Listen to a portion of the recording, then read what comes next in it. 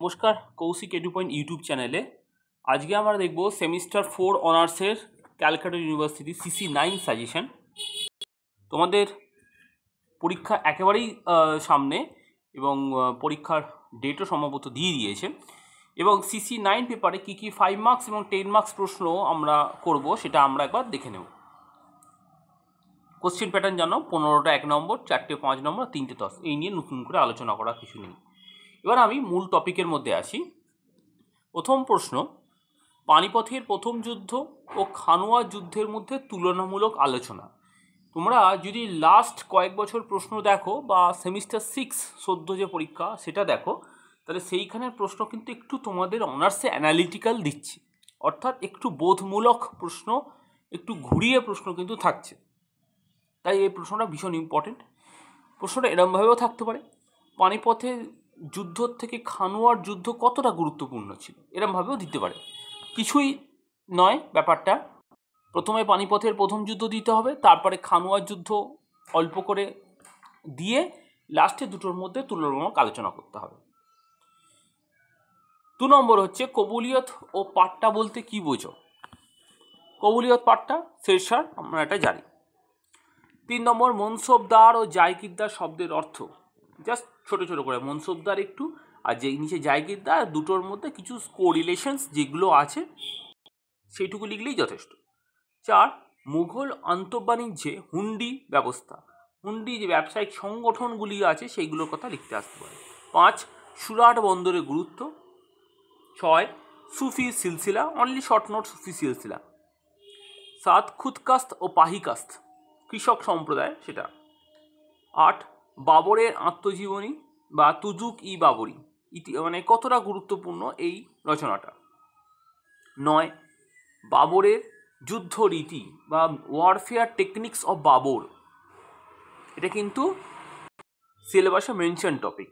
10 পানিপথের দ্বিতীয় যুদ্ধের গুরুত্ব। এবার আমরা 10 মার্কসের দিকে এগোবো। আবুল ফজলের রচনা ঐতিহাসিক উপাদান হিসাবে কতটা যথার্থ, অর্থাৎ প্রশ্নের এমনভাবে দিতে পারে আবুল ফজল এর রচনা ইতিহাসে উপাদান হিসাবে কতটা গুরুত্ব বা মুঘল ইতিহাস রচনার ক্ষেত্রে কতটা গুরুত্বপূর্ণ, এরমভাবেও দিতে পারে। আর এই আবুল ফজলকে নিয়ে কিন্তু আলাদা 5 মার্কসও দিতে পারে, সুতরাং তোমরা 10 নম্বর যদি পড়ে যাও 5 নম্বরও লেখা যাবে। তারপর আছে 1526 থেকে 1556 পর্যন্ত মুঘল আফগান দ্বন্দ্ব। যে দ্বন্দ্ব আরম্ভ হচ্ছে কিন্তু একেবারে পানিপথের প্রথম যুদ্ধ থেকে, সেই আপ টু পানিপথের দ্বিতীয় যুদ্ধ, মাঝখানে ঘরগড়া যুদ্ধ হবে, হিমুর সঙ্গে যুদ্ধ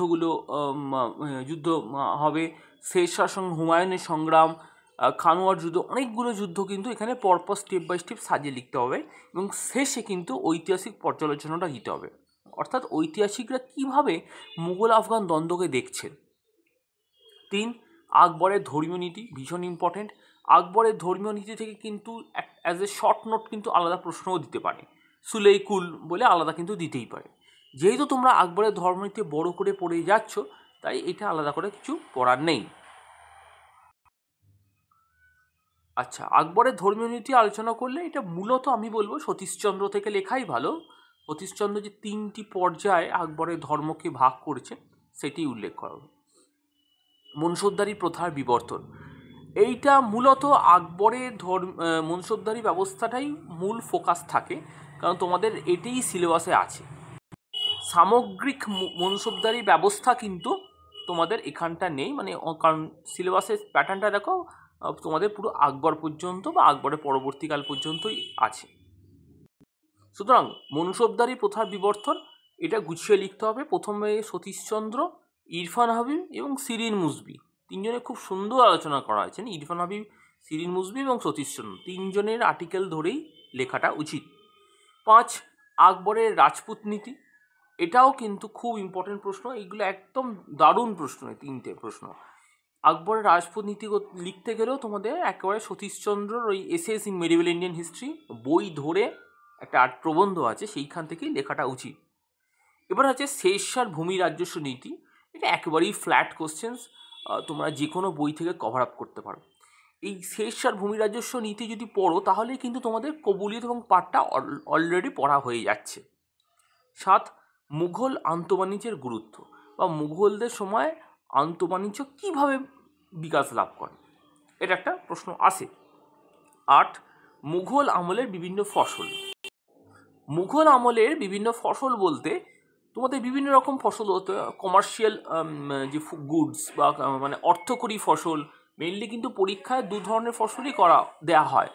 অর্থকরী ফসলটাই কিন্তু পরীক্ষায় থাকে এবং সেইটাই তোমরা ফোকাস করা উচিত। অর্থকরী ফসল, জেনারেল ফসল অল্প দিতে হয়, অর্থকরী ফসলটাই মূল বিষয়। যেমন তামাক, পাট, তুলা বা অন্যান্য যে মানে ফসল উৎপাদন, সেই নিয়ে কিন্তু একটা প্রশ্ন থাকে এবং এটা সিলেবাসে মেনশন টপিক। তবুও বলবো যে তোমরা কিন্তু প্রথম দিকের এই প্রশ্নগুলোই কিন্তু ভালোভাবে একটু করে যাবে, এই প্রশ্নগুলোই কিন্তু একটু ভালোভাবে দেখে যাবে। এই প্রশ্নটা যদি সময় পাওয়া যায় তো তখন একবার দেখে যাওয়া উচিত। এর বাইরে কোনো কিছু প্রশ্ন থাকলে আমাকে নিচে কমেন্ট বক্সে লেখো, আমি ডেফিনেটলি উত্তর দিয়ে দেবো। ধন্যবাদ।